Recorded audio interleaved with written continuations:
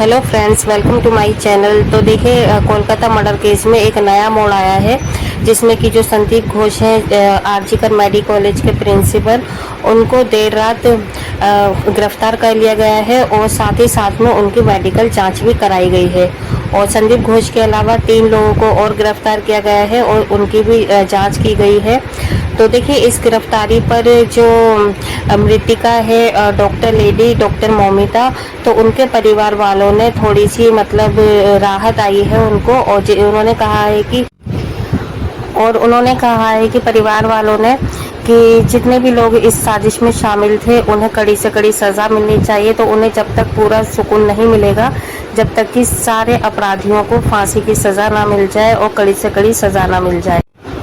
और पीड़िता के परिवार वालों ने सीबीआई पे पूरा भरोसा जताया है और कहा है कि उनकी बेटी को इंसाफ दिलाने में सीबीआई उनका साथ देगी, उनका भरोसा जीतेगी।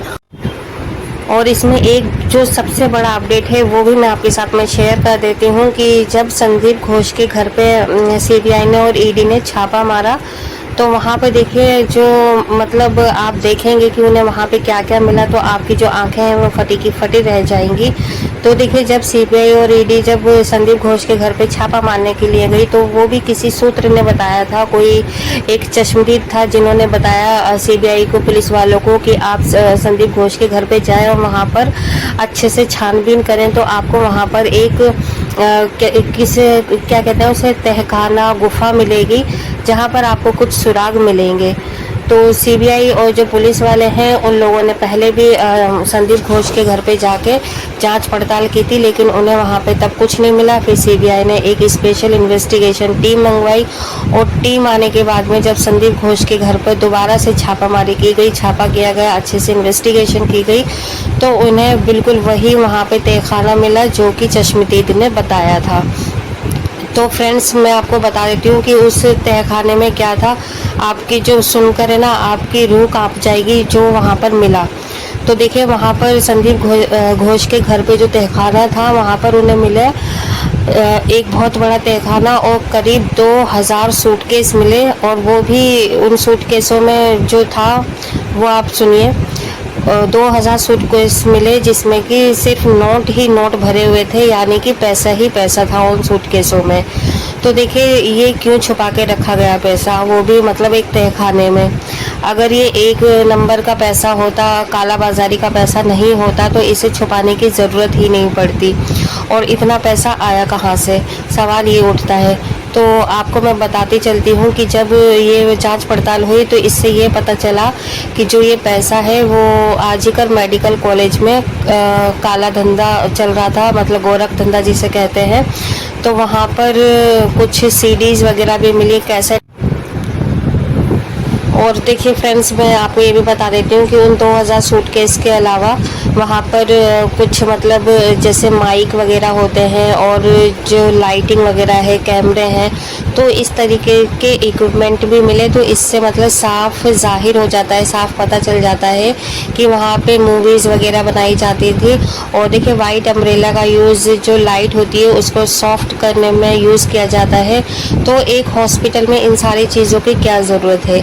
और वो भी मतलब ये सारी चीज़ें तब मतलब पता चली जो तहखाने में जब पैसे मिले, पैसों से भरे हुए सूटकेस मिले, सीडियाँ मिली, पेन ड्राइव मिली वहाँ पर। और जो मतलब जिस टाइम पे ये पता चला था कि डॉक्टर मौमिता का मर्डर हो गया है, तो एकदम से एक भीड़ इकट्ठा हो गई थी, पता नहीं कहाँ से वो आई थी। तो उस भीड़ में कुछ लोग ऐसे शामिल थे जो कि इस मर्डर में शामिल थे। तो उन लोगों के वो मतलब लोग भेजे गए थे, जिन्होंने फ़ौरन वहाँ के जो मेन सीसीटीवी कैमरा था वहाँ से वो चीज़ें निकाल ली गई थी। तो वो चीज़ यहाँ इस तहखाने में मिली, जिसमें ये सारी चीज़ें सामने आई हैं।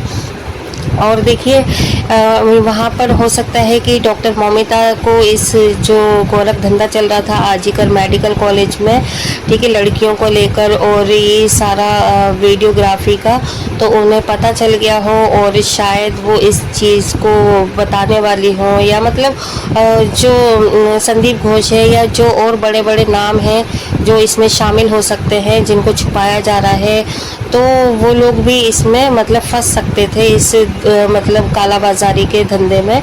तो डॉक्टर मौमिता को इस चीज़ का पता चल गया होगा और इन लोगों को डॉक्टर मौमिता से ख़तरा होगा, तो उसकी ज़ुबान को बंद करने के लिए उन्होंने ये शायद मर्डर किया हो। तो देखिए ये सारे सबूत एक तरफ से तो ये इशारा कर रहे हैं जो वहाँ के संदीप थे, संदीप घोष आजीकर मेडिकल कॉलेज के, तो वो इन सब में शामिल हैं, ठीक है। क्योंकि बिना उनकी रजामंदी के तो कोई भी मेडिकल में मतलब मेडिकल हो या कोई भी अगर एक सिंपल घर भी होता है, घर के ऑनर के परमिशन के बिना एक परिंदा भी पर नहीं मार सकता, तो फिर आप ये सोचिए कि आजीकर मेडिकल कॉलेज में इतना बड़ा ये सारा जो घोटाला चल रहा था बिना प्रिंसिपल की रजामंदी से ये कैसे हो सकता है। तो जहाँ तक ये जितने भी मतलब सीबीआई को और ईडी को सबूत मिल रहे हैं, तो इसमें जो सबसे बड़े मतलब मुजरिम जो ठहराए जा रहे हैं वो संदीप घोष ही कहलाए जा रहे हैं। और जो संदीप घोष हैं उनकी बिना रजामंदी के जो संजय रॉय है, ठीक है, जिसे कि फांसी की सज़ा भी सुना दी गई है, तो जब तक संदीप रॉय का हाथ नहीं होगा उसके सर पर वो भी कुछ नहीं कर सकता था, ठीक है। अगर किसी को भी हॉस्पिटल में आने जाने की परमिशन थी किसी भी टाइम पे तो वो थी संजय रॉय की, क्योंकि संजय रॉय संदीप घोष का एक कहते हैं ना कि एक जो पर्सनल असिस्टेंट के तरीके से काम करता है, लेकिन वो सिर्फ एक पद पे उसको एक पद नहीं दिया जाता, लेकिन खबर उसको सारी होती है हॉस्पिटल की बाहर की। तो संजय रॉय के फ़ोन पर भी बहुत बड़े बड़े लोगों के फ़ोन आया करते थे, और क्योंकि संजय रॉय जो था वो एक खबरी कह सकते हैं। जिस आप खुद एक बात बताइए, जब मतलब आजीकर मेडिकल कॉलेज के जो प्रिंसिपल है संदीप घोष, बिना उनकी परमिशन के संजय रॉय भी हॉस्पिटल में मतलब कुछ नहीं कर सकता था, ना ही मतलब किसी को बेड दिला सकता था पैसे लेने के बाद, ठीक है। तो उन्होंने मतलब खुली छूट दे रखी थी संजय रॉय को कहीं पे भी आने जाने की, किसी भी टाइम आने जाने की। तो ये लोग सब एक दूसरे की बारे में जानते थे, तो ये सब एक ग्रुप जिसे कहते हैं वो है। तो देखिए कुछ लोग तो मतलब इसमें शामिल हो चुके हैं और सामने आ गए हैं सीबीआई के, ठीक है, जो इसमें शामिल थे मर्डर में।